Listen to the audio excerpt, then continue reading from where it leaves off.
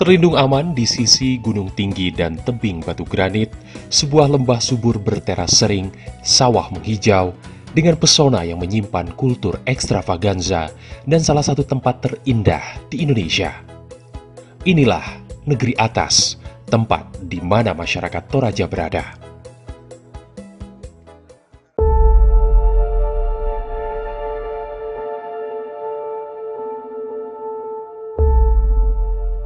Toraja, warisan dunia yang terletak sekitar 300 km arah utara dari kota Makassar, ibu kota provinsi Sulawesi Selatan. Lokasi tinggal salah satu suku tersohor di Indonesia ini memang memiliki pesona alam dan wisata yang luar biasa. Budaya suku Toraja yang masih kental dan terjaga hingga saat ini membuatnya semakin istimewa, yang tentu menjadi daya pikat kuat wisatawan lokal serta mancanegara. Berbicara Toraja akan makin afdol lagi jika kita juga menyebut kopi asli setempat yang terbukti masyhur di banyak negara. Keseimbangan cita rasa membuatnya dijuluki The Queen of Coffee, Sang Ratu Kopi. Namun sayang, setidaknya hingga sebelum tahun 2020 lalu, akses menuju wilayah di ketinggian hingga 2.500 meter di atas permukaan laut ini bukanlah perjalanan mudah. Untuk menuju ke sana, setidaknya perlu waktu kurang lebih 8 jam dari kota Makassar, pun melalui medan berliku dengan tebing-tebing yang tajam. Bila berasal dari luar pulau, perjalanan menuju Toraja harus bermalam dan dapat memakan waktu total hingga lebih dari 2 hari.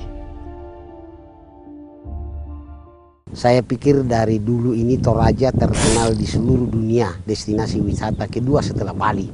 Karena pertama tadi itu adat istiadatnya, budayanya, ya, dan alamnya serta objek-objek wisatanya yang menarik. Waktu itu sudah singkat dengan adanya bandara. Dan tadinya itu mereka yang datang ke Toraja itu harus menempuh perjalanan sekitar 7-8 jam. Sekarang ya tinggal 45 menit. Jadi sangat membantu.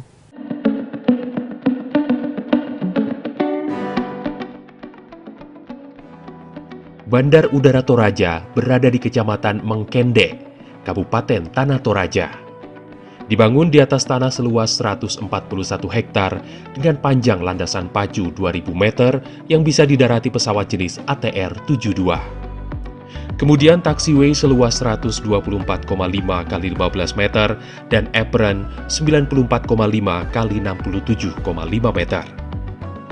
Sementara untuk luas bangunan terminal 1.152 meter persegi mampu menampung 150 penumpang. Bandara Toraja dibangun sejak tahun 2011 untuk menggantikan Bandar Udara Pongtiku di Rantai Tayo.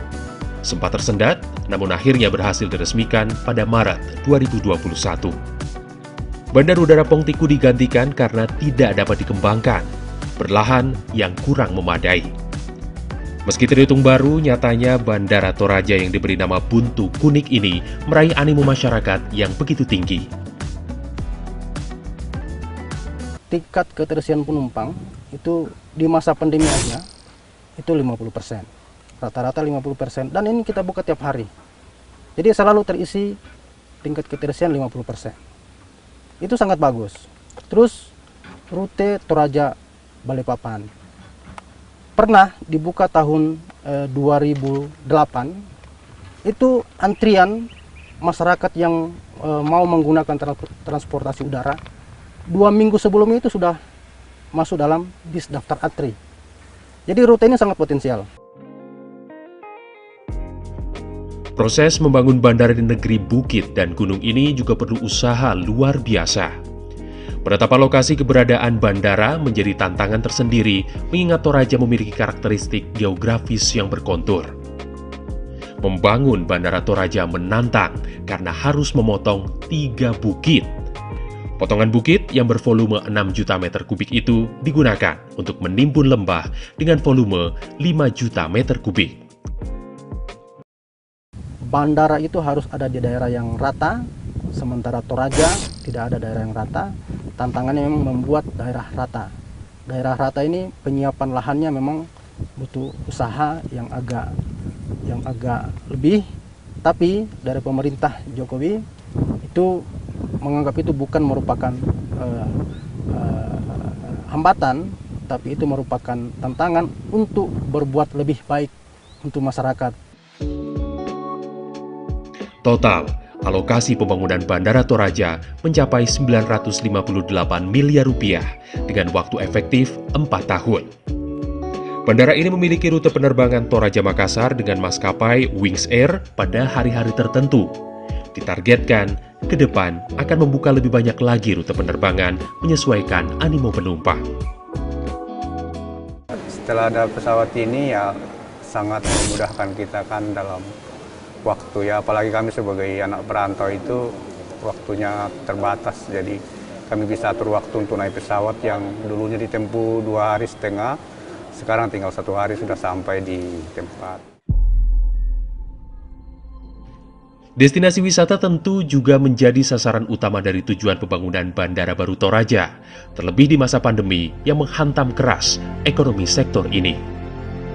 KT Kesu menjadi salah satu objek wisata di Toraja yang terimbas pandemi. Kalau dari dulu setiap hari kami memperoleh antara 8 sampai 10 juta di objek wisata. Tetapi semua penjual souvenir itu minimal 2 kali lipat dari itu, sekitar 20 juta per hari. Dulu sebelum itu. Nah sekarang pandemi itu baru bergerak antara 5 sampai 8% dari pendapatan kemarin. Tetapi kami tidak bisa membiarkan diri, oleh karena kami harap besok ini pandemi hilang sehingga pendapatan akan kembali seperti sekarang. Namun beruntung, kondisi saat ini telah merangkak pulih. Bandara Baru Toraja ini secara perlahan tapi pasti menghembuskan angin segar bagi pelaku usaha di KT Kesu. Sudah mulai, Bu. Karena kami dalam registrasi, kami sudah catat, oh ini dari provinsi mana? Oh, ini dari provinsi mana? Kemarin sudah satu-satu dari Bali, ada bule. Ya mudah-mudahan ke depan ini semakin bertambah. Jadi udah kelihatan lah Pak ya? Kelihatan, nampak sekali malah. Itulah rupa kemajuan infrastruktur transportasi Toraja, sekaligus gambaran bagaimana pengaruhnya terhadap pemulihan ekonomi. Kedepan, Bandara Toraja akan terus dikembangkan dengan target perluasan landasan pacu agar dapat didarati oleh pesawat berkapasitas lebih besar. Bila pandemi ini usai, Toraja akan semakin menjadi incaran wisatawan. Lalu seperti apa bandara baru dengan tujuan serupa namun dibangun di kota industri rambut palsu terbesar kedua di dunia, Purbalingga?